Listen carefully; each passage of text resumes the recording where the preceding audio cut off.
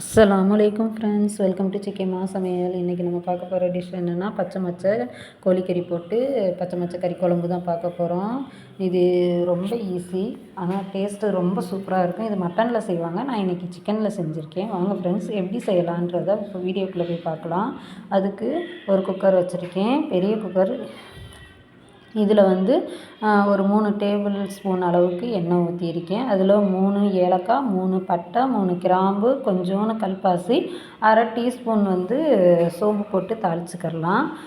அது நல்லா பொரிஞ்ச உடனே நம்ம சின்ன வெங்காயம் ஒரு 200 கிராம் அளவுக்கு நல்லா நச்சு எடுத்து வச்சுருக்கேன்.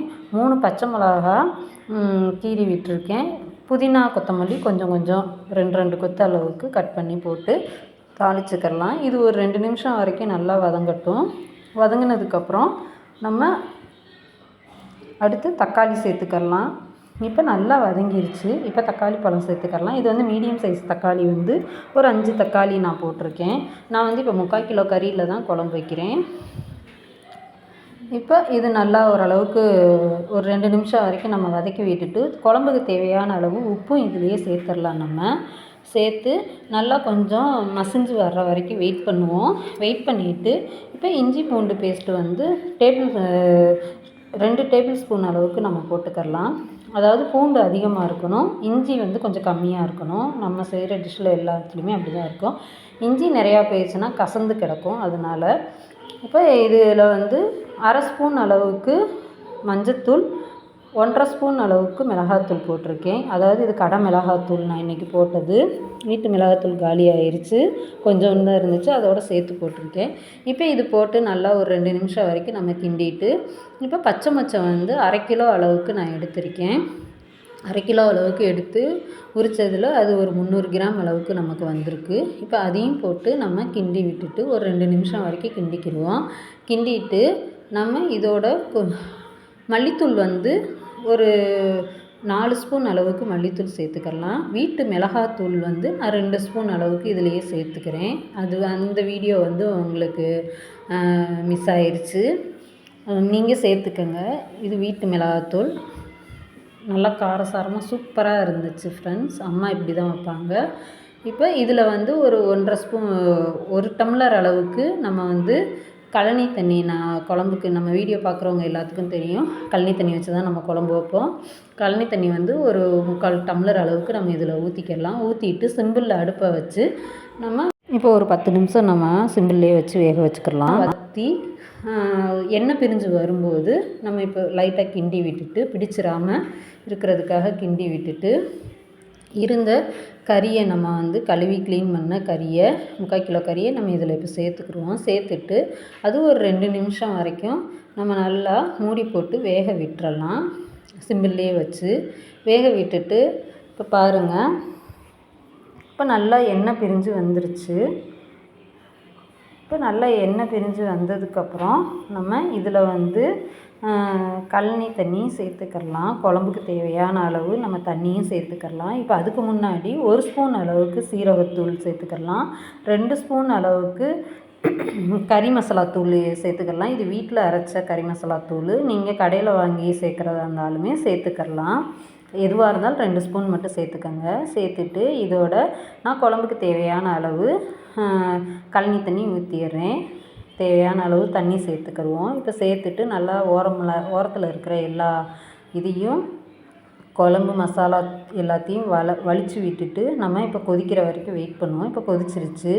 கொதித்ததுக்கப்புறம் நம்ம தேங்காய் அரை முடி தேங்காய், சின்ன 10 ரூபா தேங்காயில் அரை முடி தேங்காய், நான் 7 முந்திரி பருப்பு போட்டு கசகசா 1 ஸ்பூன் போட்டு நல்லா வலுவலுன்னு அரைச்சி வச்சுருக்கேன்.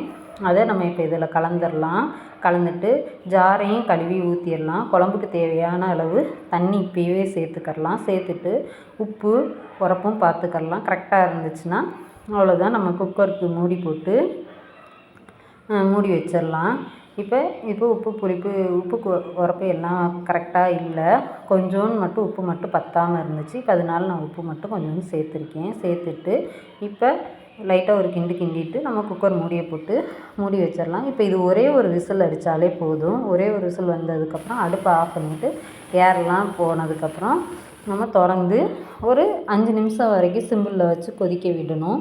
கொதிக்க விட்டோம்னா நம்மளுக்கு வந்து குழம்பு வந்து நீர் கோர்த்த மாதிரி இல்லாமல் சலசலன்னு இருக்கும். நம்ம அப்படியே இறக்கி வச்சிட்டோம்னா அப்படி இல்லாமல் இருக்கிறதுக்காக தான் 5 நிமிஷம் நம்ம எக்ஸ்ட்ரா 5 நிமிஷம் கொதிக்க வைக்கணும். கொதிக்க வச்சு சிம்பிள்லேயே வச்சோம்னா எண்ணெய் பிரிஞ்சு வந்துடும். குழம்பு செம்ம டேஸ்ட்டாக இருக்கும். இது மாதிரி நீங்களும் உங்கள் வீட்டில் செஞ்சு சாப்பிட்டு பார்த்துட்டு எப்படி வந்துச்சுன்றதை கமெண்ட் பண்ணுங்கள். பாருங்கள் ஃப்ரெண்ட்ஸ், இப்போ இதுலேயே நான் 1.5 கிலோ கறி வாங்கினேன். 3/4 கிலோ அளவுக்கு குழம்பு வச்சுட்டு 3/4 கிலோ அளவுக்கு நம்ம பொரிச்சிட்டோம். இப்போ அதையும் நான் இதுலேயே அந்த வீடியோவையும் இதுலேயே சேர்த்துருக்கேன். எவ்வளோ சூப்பராக இருக்குதுன்னு பாருங்கள் ஃப்ரெண்ட்ஸ்.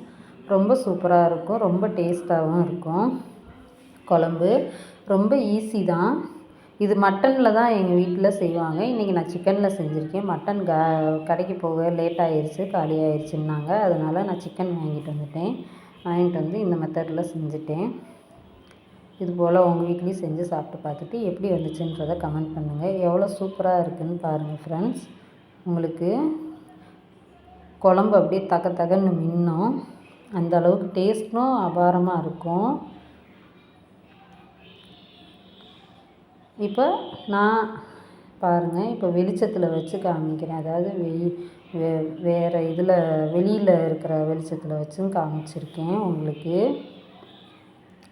இப்போ நான் வந்து 3/4 கிலோ கறியில் வந்து 2 லெக் பீஸும் மற்ற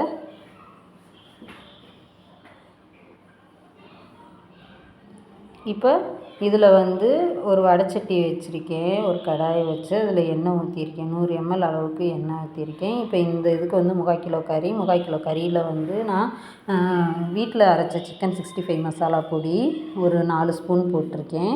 போட்டுட்டு நம்ம தயிர் வந்து 3 ஸ்பூன் தயிர், அரை லெமன் ஊற்றிருக்கேன். மிளகாத்தூள் கொஞ்சம் ஒரு ஸ்பூன் அளவுக்கு போட்டிருக்கேன். போட்டு இஞ்சி பூண்டு பேஸ்ட்டு 1 ஸ்பூன் அளவுக்கு போட்டு நம்ம நல்லா 1 மணி நேரம் ஊற வச்சுட்டு இப்படி எண்ணெயை காய வச்சு நம்ம இப்போ எல்லாத்தையும் போட்டு பொரித்து எடுத்துக்கிடலாம். இப்போ இந்த லெக் பீஸையும் நான் அதிலேயே பொரித்து வச்சுருக்கேன். உப்பும் கொஞ்சோண்டு தேவையான அளவு போட்டுக்கணும். இந்த மெத்தடில் வந்து பொரித்தோம்னா உள்ள வரைக்கும் உங்களுக்கு நல்லா ஜூஸியாக வெந்திருக்கும். மேலே மொறுன்னு இருக்கும், உள்ளே ஜூஸியாக இருக்கும் ஃப்ரெண்ட்ஸ். இது போல் நீங்களும் உங்கள் வீட்டில் செஞ்சு சாப்பிட்டு பார்த்துட்டு எப்படி வந்துச்சுன்றதை கமெண்ட் பண்ணுங்கள். நம்ம வீடியோ பிடிச்சிருந்துச்சின்னா லைக் பண்ணுங்கள், ஷேர் பண்ணுங்கள், கமெண்ட் பண்ணுங்கள். ரொம்ப பிடிச்சிருந்துச்சின்னா சப்ஸ்கிரைப் பண்ணி வச்சுக்கோங்க. பக்கத்தில் இருக்கிற பெல் பட்டனையும் கிளிக் பண்ணி வச்சுக்கோங்க. அப்போ தான் நம்ம போடுற எல்லா வீடியோவும் உங்களுக்கு உடனுக்குடன் நோட்டிஃபிகேஷனாக வந்து நிற்கும். நீங்கள் தேவையானதை பார்த்துக்கலாம்.